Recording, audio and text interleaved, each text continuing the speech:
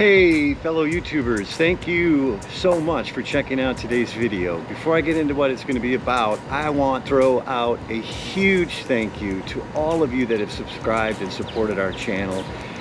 Vicki and I just really sincerely want to thank you all, because this past week we hit a major YouTube threshold, which is exceeding 1,000 subscribers, and that puts us into a whole new category and something that we've been wanting to achieve since we started the channel back in 2019. It's taken 5 years to get there, but with COVID things slowed down a little bit, but we finally reached it. So we just want to thank all of you guys for always supporting us and subscribing to our channel and watching. Hopefully we'll put out information that's beneficial to you all.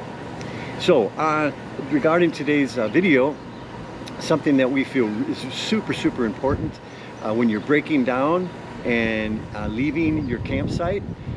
We at first didn't do this. We didn't have a breakdown checklist, which I have here in my hand. We now use this all the time. The reason we think this is so important is because 3 or 4 times that we haven't used this, we could have gotten into some serious trouble and caused some serious damage to our Airstream. One of them was I simply forgot to put the stairs up and stow the stairs. Not a big deal. I don't think it would have caused any major damage, but luckily we caught it before we were getting out of the RV park. The second thing that happened is I forgot to put the back awning up. Again, I don't think that would have been a big deal. It would have looked kind of ridiculous rolling down the highway and a little bit embarrassing, but it probably would have survived without any major damage. But the third thing that happened, and luckily Vicki had caught it when she walked back to check the brake lights and the turn signals. She was walking back up to get into the truck and we were going to drive away. She happened to just glance down and see that I had forgotten to take out one of the wheel chucks on the right hand side. And I remember what had happened was I was taking the one out here on the left side, and a fellow camper came over and started talking to me, and it kind of threw me off, and I totally got out of my zone of breaking down, and I had forgotten to remove it, and that could have caused some serious damage to the tires and the axles. So after that, we really started using this faithfully, and it's just a great way. You know, sometimes you might wake up in the morning, be a little groggy or not have slept well, so you're kind of mentally not going through the list completely, and you'll forget stuff. If you're interested in this, we'll go through it here in a minute, but if you'd like, email me at airstreamowners@gmail.com, and I can send you a PDF file, and you can make this your own and change it or tweak it however you want it. But I took it, we laminated it, I keep it in the truck in the visor, and it's just something that I go through each time that we break down. I think it's a smart thing to do, and hopefully it'll be helpful to you guys. So with no further ado, let's get to it. So here's what I do. Let me take a little video of it. So 1 through 17, and the first thing I start with is I empty the sewer, the water, and I stow the slinky and the water hose and the electrical cord. And so generally what I'll do is I'll empty my black tank, of course, and then flush it with the gray tank, and then I'll stow my slinky, the black support unit here, and then I'll move on to my water. And depending on where our next stop is going to be, like if I know we're going to another full hookup site, obviously I don't want to fill my fresh water tank, because I don't want to be dragging around 8 pounds a gallon of water down the highway, so I won't fill that. If we're going to go harvest hosting or we're boondocking for a day or two, then obviously I will fill my freshwater tank to the capacity that I think we're probably going to use, and then I'll go ahead and stow my hose, right?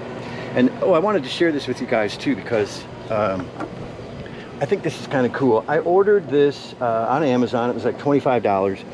It's just nice for me to know what kind of water pressure is coming into my coach. Now, I've got a couple of the other ones, you know, that don't have a meter on it, and I keep those as a backup in case I, would lose this or leave it behind. But this thing is awesome. I got it running through the filter, and then of course I can see exactly how much pressure is coming into the coach. You adjust it with just a turn of a flathead screwdriver here, so you can turn it up or down depending on the water pressure in the particular park that you're in. But I love that thing. I think it's just a great way. It gives me peace of mind knowing that I can always tell exactly how much pressure is coming into the unit. So after I fill up, I will obviously stow this, and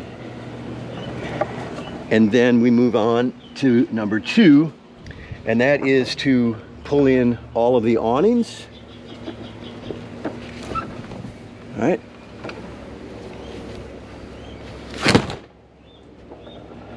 Walk around to the other side here, and something that I have forgotten many times to do is when I'm putting in the main awning here, I often forget to turn it off right here, because I've heard stories on the internet that if you don't turn it off, there is a possibility that you could be rolling down the highway and this thing could deploy. I don't know how that's possible, but you know, maybe if there's a short electrical or some kind of electrical mishap, it's possible, and you definitely don't want that to happen. So always make sure you turn this button off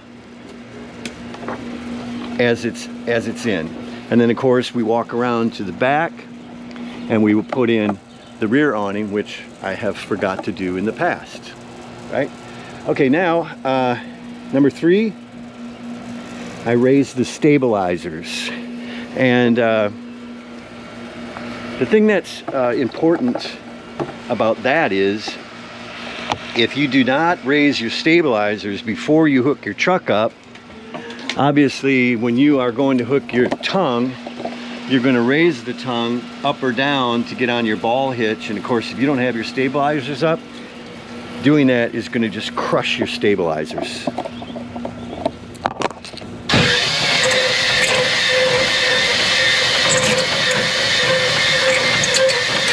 Okay, so I've got my stabilizers up, and now I'm ready to raise the tongue and put on my my hitch and my stabilizing bars, and go ahead and connect the truck to the Airstream. I will then go ahead and remove both of my wheel chocks, which are here.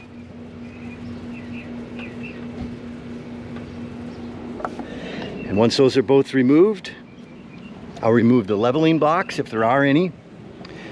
And this is really important. Check your tire pressure. You want to check your tire pressure when they are cold, so in the morning before you leave is best. I always make a habit of checking the tire pressure. It's just something that I think is a safety,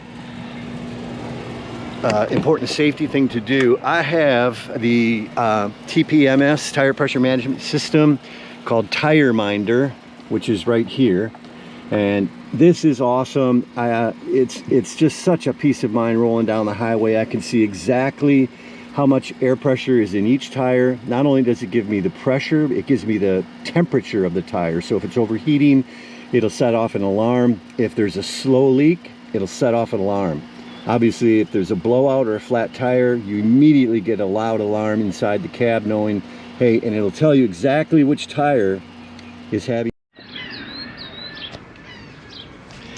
And so the tire pressure monitoring system, you can purchase the sensors that attach to your wheels individually. I think they come in pairs of 4 perhaps, but you can get up to as many, I believe, as 10, maybe even 12. And all they are is this little cap here. There's a battery inside here. They turn on, and then they lock. They lock to there's a little nut here that you can lock, so nobody can steal them. They make a little a special kind of wrench that you can use to tighten that down. And then this in turn, they send a signal to the unit I just showed you in the truck, and that of course gives you your temperature and your tire pressure. So that's that. I check my tire pressure. The next thing I do is stow the steps, turn off the inside water pump. Very, very important. I'll give you a little story of what happened to us when we were out in Big Sur. We were about an hour from our campsite. Our fellow camp host right next door to us, thankfully, happened to notice water pouring out of our freshwater tank fill, and of course the unit was locked, so he had no way to get in there. We were like thinking, oh my God, we're going to come back to open the door of the Airstream and there's going to be water flooding out the door and on the floor. Thankfully that did not happen. But here's what did happen. I've learned since that if you're hooked up to city water, you should never ever ever turn on your water pump here. That's a huge no-no. What it does is it forces the pump valve to malfunction, and the water will just automatically start coming into your coach, and it will overfill your freshwater tank. I did it because I wanted more water pressure at the time, and thought, well, that'll help. I'll just flip that on and we'll kind of get a little assistance from the water pump to give more pressure from the city water that we were hooked up to. But evidently I've learned since that is a really bad thing to do. You can burn out your pump, and you can ruin the valve, like I said, that regulates that water going in and out. So always make sure this is turned off for that reason. But also, as you're traveling and before you leave, you don't want that left on, because you know, anything could bump one of the faucets, and it could be on and you not know about it. So you're running down the highway and your water's running and it's filling your gray tank. So keep that in mind. That's another thing to do. In addition to that, let's see, we're going on here to number 10. Put all objects away. Yeah, another thing that we discovered the hard way was that we left some things out thinking that they would be okay and they wouldn't bounce around. Nah, not so. We walked into a complete disaster. The refrigerator we left open, or not secured, and totally locked. Huge mistake. But I want to share something with you guys here.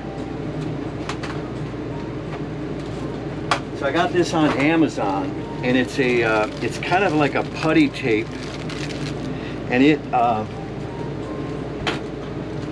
it's used in the floral industry to secure, I guess, decorations and things on floral. I have it in the fridge because if you don't put it in the fridge, it's really gooey and you can't really get it off the tape here. But I rip a little piece off like this, right? And then you just peel it off. I couldn't get it in white. I got it in green. Normally it's in white, but I couldn't find white anywhere on Amazon or anywhere on the internet. So that's all it is, and it is super sticky. Here's the cool thing about it. You use it on things that you don't want to have to stow or leave out. Like this little jar here.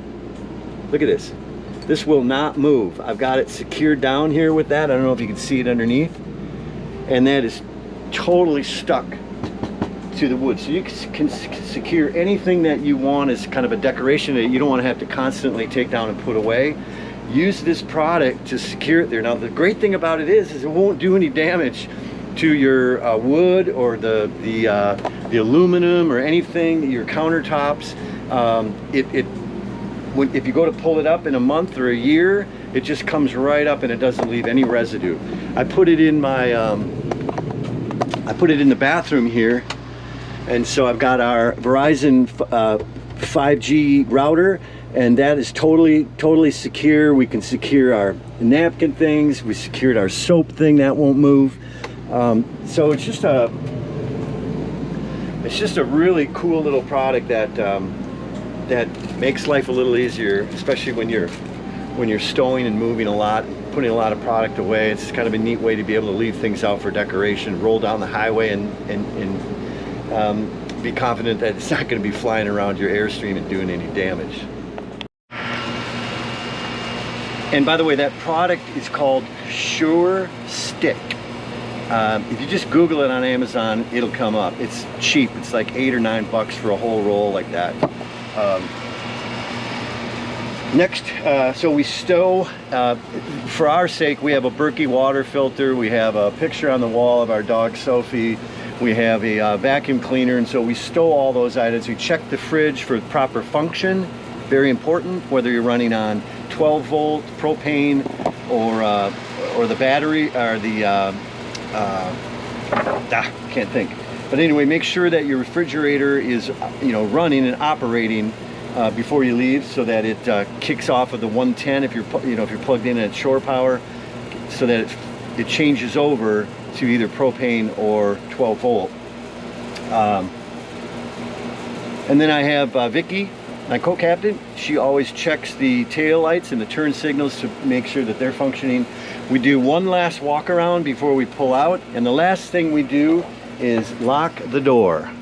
Again, I've heard stories on the internet that if you don't lock your door, it can jar around or hit a bump and all of a sudden your door will fly open going down the highway. But anyway, I thought it would be helpful. Hopefully everybody out there will take advantage of me. Email me again. It's at airstreamowners@gmail.com, and I can send you a PDF file of this so you don't have to recreate it, and you can kind of, you know, tweak it and make it your own. But hopefully that helps. And again, just a huge thank you all for subscribing, for watching and supporting our channel, and have a great day. Yeah, just wanted to show you guys what we did with the Sure Stick putty. We used it to put up pictures inside of our bedroom, and we just use a little dab on the back, and they secure into any position that you want. And we also did it out here with R for Roche'z.